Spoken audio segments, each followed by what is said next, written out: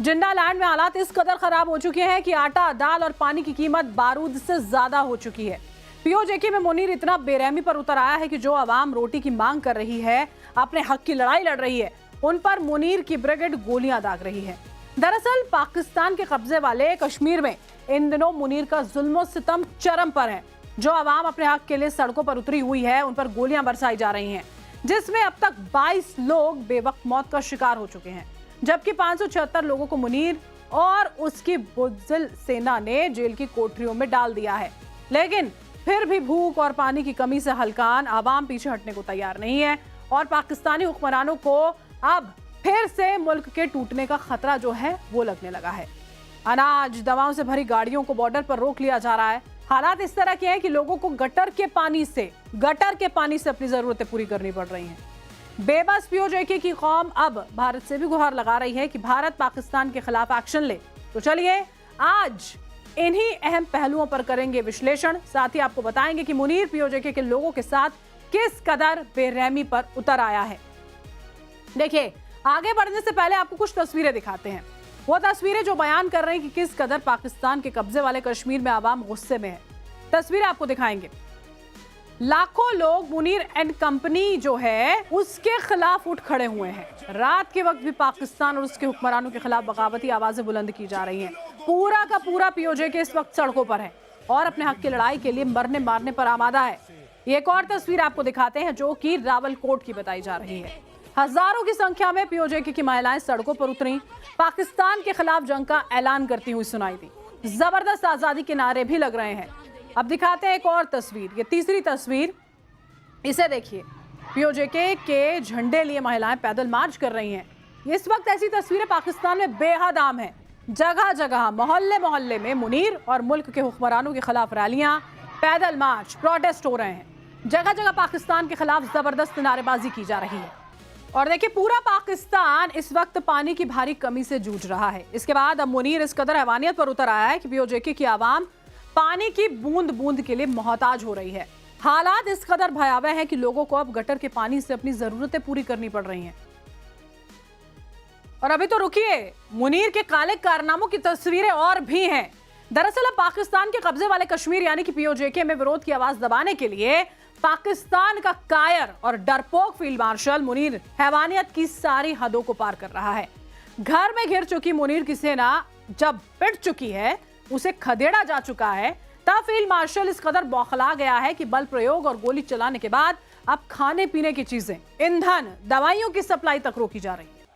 पाकिस्तान के कब्जे वाले कश्मीर में ये कोई पहली बार नहीं है जब पाकिस्तान की सरकार और हैवान सेना के जुल्म के खिलाफ बेबस आवाम ने बगावती आवाजें बुलंद की हैं। बल्कि इससे पहले भी कई बार पाकिस्तान अधिकृत कश्मीर में आजादी के नारे लगे। भूख प्यास से बेहाल आवाम कई बार अपने हक की लड़ाई लड़ने के लिए सड़कों पर उतरी, लेकिन मुनीर की जल्लाद सेना ने हर बार बारूद के दम पर यह आवाजें दबा दी। आप समझिए, जरा याद कीजिए, मई 2024 का पीओजेके आंदोलन जो जेएएसी के नेतृत्व में हुआ था, जो मुख्य रूप से गेहूं, आटे की बढ़ती कीमतों, बिजली बिलों में भारी बढ़ोतरी, सब्सिडी की कमी के खिलाफ था। प्रदर्शनकारी 8 मई 2024 से लगभग 6 दिनों तक हड़तालों, शटर डाउन और जो व्हीकल हैं उसके जैम का ऐलान करते रहे। ये आंदोलन मुजफ्फराबाद, कोटली, रावलकोट समेत कई इलाकों तक फैला। इस दौरान मुजफ्फराबाद में रेंजर्स और पुलिस के साथ प्रदर्शनकारियों की हिंसक झड़पें भी हुई, जिसमें आंसू गैस, फायरिंग का इस्तेमाल किया गया। इसका नतीजा यह हुआ कि आधिकारिक आंकड़ों और रिपोर्ट्स के मुताबिक कम से कम 3 प्रदर्शनकारी मारे गए। साथ ही एक पुलिस अधिकारी की भी मौत हो गई और दर्जनों पुलिसकर्मी जख्मी हुए। फिर सितंबर-अक्टूबर 2025 का पीओजेके आंदोलन भी जेएएसी की तरफ से आयोजित एक बड़ा क्षेत्रव्यापी विरोध था, जो कि 29 सितंबर 2025 से शुरू होकर लगभग 6 दिन 4 अक्टूबर 2025 तक चला था। इसमें पूरे पीओजेके में शटर डाउन हुआ, व्हील जैम स्ट्राइक जैसे हालात बने। प्रदर्शनकारियों ने पाकिस्तानी हुकूमत के सामने 38 पॉइंट्स चार्टर ऑफ डिमांड रखा था, जिसमें आर्थिक सुधार, बिजली, आटा, गेहूं की सब्सिडी, महंगाई नियंत्रण, राजनीतिक प्रतिनिधित्व और स्थानीय शासन में सुधार की मांगी थी। लेकिन शांतिपूर्ण शुरुआत के बावजूद मुजफ्फराबाद और अन्य जगहों पर प्रदर्शनकारियों की पुलिस और रेंजर्स के साथ में खूब हिंसक झड़पें हुई और मुनीर की कायर फोर्स ने निहत्थी आवाम पर आंसू गैस, लाठीचार्ज, फायरिंग की, जिसमें करीब 9 से 15 लोगों की जान चली गई। 100 से ज्यादा लोग इसमें जख्मी हुए थे। इसके बाद अब एक बार फिर से पीओजेके धधक रहा है। जिसे जेएसी के नेतृत्व में अब तक का सबसे हिंसक और बड़े पैमाने वाला विरोध प्रदर्शन माना जा रहा है। यह आंदोलन मुख्य रूप से जेएसी पर लगाए गए प्रतिबंध, आगामी चुनावों में 12 रेफ्यूजी सीटों के मुद्दे, महंगाई, बिजली बिल, बेरोजगारी, शासन संबंधी शिकायतों के खिलाफ शुरू किया गया। 7 से 8 जून के आसपास रावलकोट में एक ट्रेडर की मौत के बाद तनाव जो था वो ज्यादा बढ़ गया था। इसके बाद बड़े पैमाने पर प्रदर्शनकारियों और सुरक्षा बलों के बीच में खूब हिंसक झड़प हुई। इसमें अब तक करीब 22 लोगों की मौत हो चुकी है, जबकि 576 प्रदर्शनकारियों को गिरफ्तार भी किया गया है। और देखिए, मुल्क जो है वो यहाँ पर जल रहा है। मुनीर हैवानियत पर उतर आया है। अमेरिका ईरान डील में शांति दूत बनने की डींगे हाँकने वाला पाकिस्तान आज खुद टूटने की दहलीज पर खड़ा है। लेकिन आखिर पीओजेके में ये पूरा बवाल खड़ा क्यों हुआ है, एक बार इसे भी समझ लीजिए आप। देखिए, दरअसल पीओजेके की आवाम जो है वो एक प्रमुख मांग सस्ती और स्थानीय हाइड्रो पावर परियोजना से हासिल रॉयल्टी का हिस्सा है। मंगला डैम समेत नीलम झेलम और दूसरे हाइड्रो प्रोजेक्ट से पीओजेके में सस्ती बिजली पैदा होती है। पाकिस्तान के नेशनल ग्रिड को ये सप्लाई कर दी जाती है, लेकिन स्थानीय लोगों को पाकिस्तान के दूसरे हिस्सों की तुलना में बिजली महंगी दी जा रही है। इसमें फेडरल टैक्स शामिल होता है। प्रदर्शनकारियों का यह आरोप है कि दशकों से उनके संसाधनों का शोषण किया जा रहा है, जबकि उन्हें ना तो उचित रॉयल्टी मिलती है, ना ही प्रोडक्शन कॉस्ट पर बिजली दी जाती है। जेएसी के 38 पॉइंट चार्टर में इस मुद्दे को सबसे ज्यादा प्रमुखता दी गई है, जिसमें मांग ये की गई है कि स्थानीय निवासियों को प्रोडक्शन कॉस्ट पर ही बिजली यहां पर मुहैया कराई जाए। हाइड्रो पावर से उत्पन्न राजस्व का बड़ा हिस्सा पीओजेके के विकास, सब्सिडी और कल्याण पर खर्च किया जाना चाहिए। इसके अलावा पीओजेके में गेहूं, आटा सब्सिडी की मांग स्थानीय लोगों की बुनियादी खाद्य सुरक्षा और जीवन यापन से जुड़ी एक बड़ी समस्या है महंगाई। आटे की कमी और स्मगलिंग की वजह से आम लोगों को सस्ता आटा उपलब्ध नहीं होने की वजह से भारी परेशानी होती है। जेएसी के 38 पॉइंट चार्टर में इस मुद्दे को भी प्रमुखता दी गई है। इसमें सब्सिडी वाले गेहूं आटे की आपूर्ति और उचित मूल्य पर उपलब्धता सुनिश्चित करने की मांग की गई है। पिछले सालों में भी देखिए यही मुद्दा प्रमुख रहा था, जबकि पाकिस्तान सरकार ने 23 अरब के सब्सिडी पैकेज के तहत 40 किलो आटे की थैली की कीमत घटाकर 2000 रुपए कर दी थी, जो कि पहले 3100 रुपए के करीब थी। लेकिन प्रदर्शनकारियों का कहना है कि वादे पूरे नहीं हुए हैं, शॉर्टेज लगातार बनी हुई है। साथ ही पीओजेके के विरोध प्रदर्शनों में आपको बता दें 12 रिजर्व सीटों के खात्मे की मांग है। राजनीतिक प्रतिनिधित्व और स्थानीय अधिकारों का सबसे अहम और विवादास्पद मुद्दा है। दरअसल पीओजेके असेंबली में कुल सीटों में से 12 सीटें उन कश्मीरी रेफ्यूजीज के लिए आरक्षित हैं जो 1947 के बाद इंडियन एडमिनिस्ट्रेटेड जम्मू कश्मीर से पाकिस्तान जाकर बस गए, लेकिन मौजूदा वक्त में पीओजेके में नहीं रहते हैं, बल्कि पाकिस्तान के दूसरे हिस्सों में रहते हैं।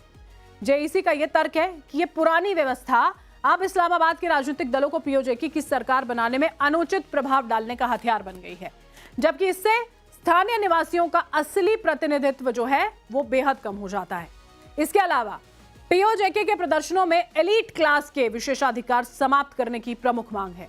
जेईसी के 38 पॉइंट चार्टर में इस मांग में शामिल हैं मंत्रियों, विधायकों और उच्च अधिकारियों के भारी भरकम भत्ते, अतिरिक्त वाहन, पेट्रोल, सुरक्षा गार्ड, आवास और अन्य लग्जरी सुविधाओं को खत्म करना।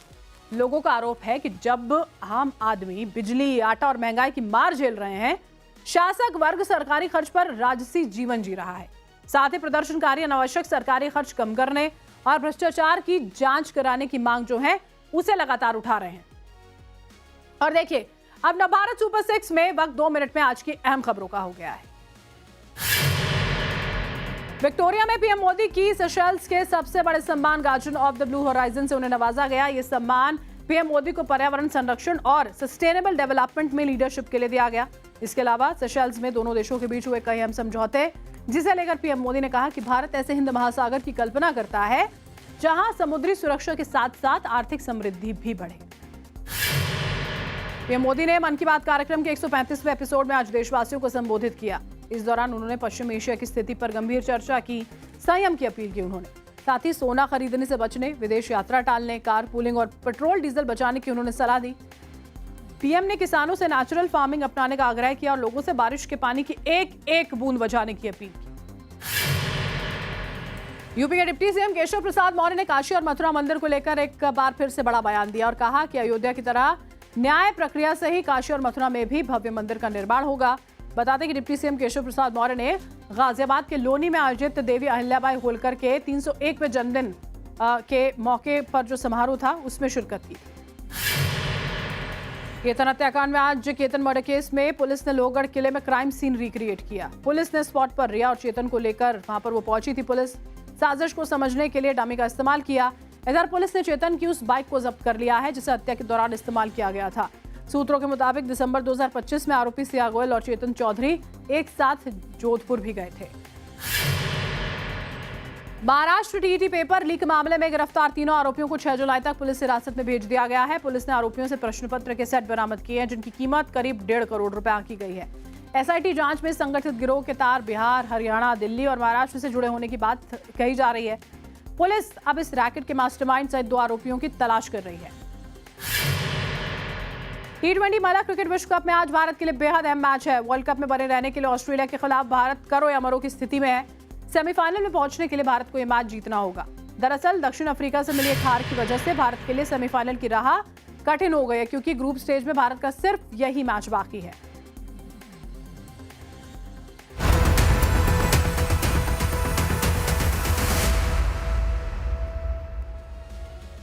और अब वक्त नवभारत सुपर 6 की अगली स्पेशल खबर का है। देखिए, राम मंदिर चढ़ावा चोरी मामले में पुलिस ताबड़तोड़ एक्शन ले रही है। मामले में अब तक 8 आरोपियों को गिरफ्तार किया जा चुका है, जेल भेजा जा चुका है।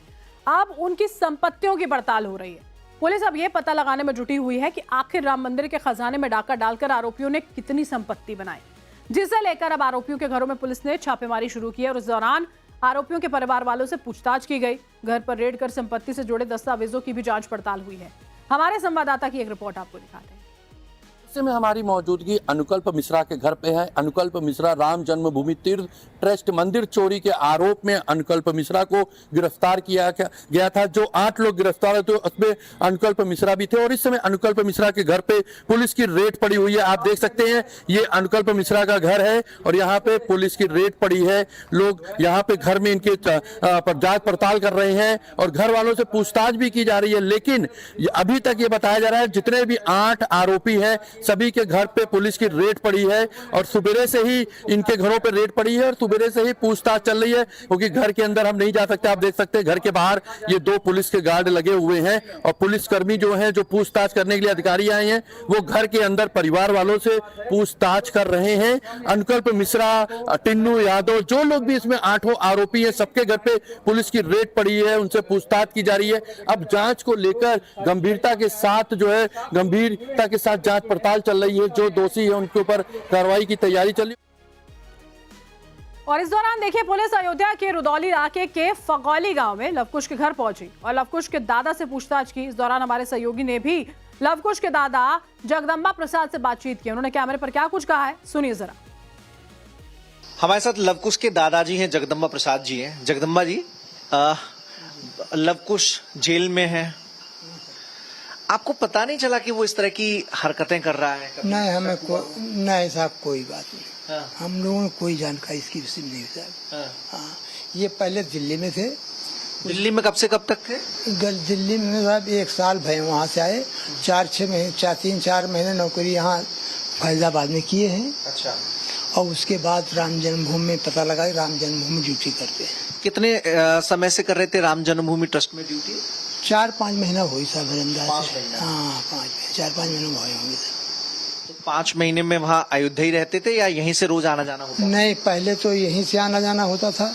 उसके बाद ये अपने बच्चों का वहाँ नाम लिखाया, वहीं कहीं कमरा लेकर रहे। अच्छा। परिवार से, बीवी बच्चों से? हाँ। कभी आपको नहीं लगा कि अचानक इनकम बढ़ गई है तो कुछ बच्चे से पूछताछ आपने की लवकुश से कि भाई पैसा कहाँ से आ रहा है? इनकम साहब हमें लोगों के पास तब रही ना बाब है। हाँ। नहीं, लवकुश के पास? लवकुश के पास साहब।